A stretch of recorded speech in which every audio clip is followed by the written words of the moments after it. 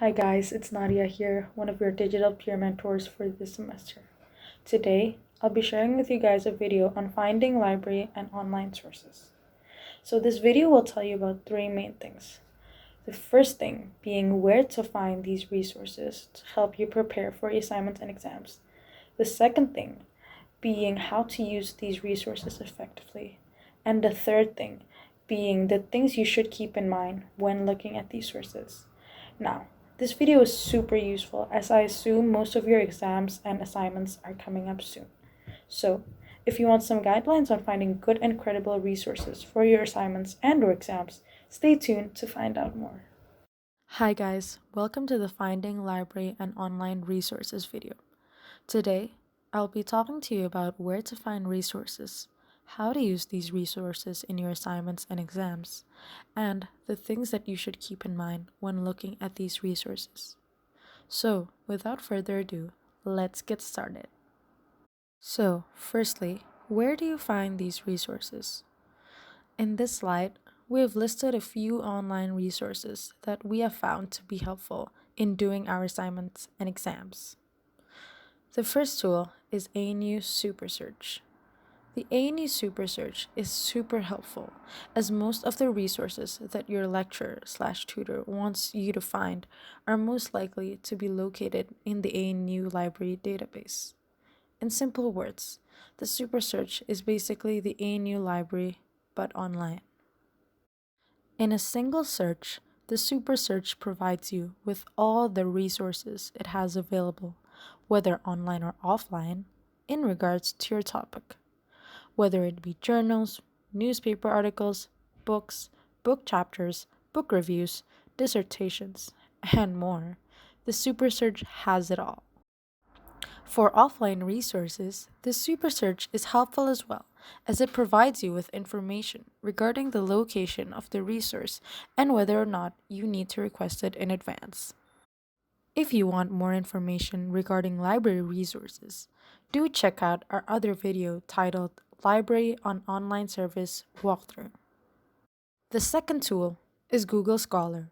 If you haven't heard of it yet, Google Scholar is a simple way of accessing academic resources through a simple Google search. It provides scholarly literature from across many disciplines and sources, such as articles, theses, books, abstracts, and court opinions from academic publishers, professional societies, online repositories, and universities. While Google Scholar may seem similar to the ANU Super Search, there is a significant difference between them that you should keep in mind. The difference is that Google Scholar does not have refining search tools that the Super Search does. For example, you can't filter out research that has been peer reviewed in Google Scholar, while you can absolutely do that in the Super Search. So, do keep this in mind when you are using Google Scholar. The third tool is specific for exams, and it is the ANU Library's Past Exam Papers database. The ANU Past Exam Papers database supplies all past exam papers from across all years and all academic disciplines. There are three ways that you can search for an exam paper. The first one is through subject area, the second one is through the year you're looking for, and the third one is through the course code. Do keep in mind that some subjects may have changed their course code and or titles throughout the years. So this is why it is useful to search through subjects areas and or year. This is an example of a past exam paper that I found for one of my first year subjects. The final one is to chat to lecturers/tutors about discipline-specific resources. Do keep in mind that these resources might already be listed in your course outline, as shown from the example above.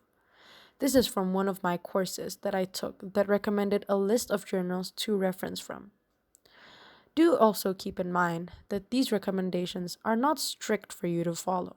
It is more of a guidance on the content that they are expecting. Now, we move on to the second section, which is on how to use these resources. For assignments, these resources can help you to, first, find evidence for your arguments. Journals can provide findings that are relevant to your research. Findings usually include statistics, facts, and/or opinions gathered from experiments and surveys. These provide a good evidence base for your argument. The second one is to find additional arguments to support your point. The third one is to find counterarguments. This is a really important aspect for essays that some people miss that might just get them higher marks in an essay. To do this, look at research that goes against your main argument as well. Lastly, and more importantly, these resources can help you to find more resources. To do this, look at the research reference list. For exams, the past exam papers help you to look beyond your readings and/or textbooks and visualize how the exam questions are styled. Past exam questions can be practice questions as well, to make sure that you're on track with what you're studying. Now, we move on to the last section, which are more things to watch out for. First, when searching for resources, it can sometimes be hard to find the exact resource that you are looking for. This is because SuperSearch will show you academic reviews as well, which often uses the title of the resource that you are looking for.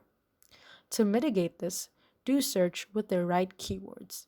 The more specific you are in your search, the more likely you are going to get the result that you are looking for. Secondly, and lastly, when using journal articles, it is important to use academic articles. You can filter the results on SuperSearch to display peer-reviewed articles. Thank you for watching, and I hope this helps. If you have any feedback and or any other content that you would like to see, do let us know via the comment section on YouTube. Again, thank you and see you on the next one.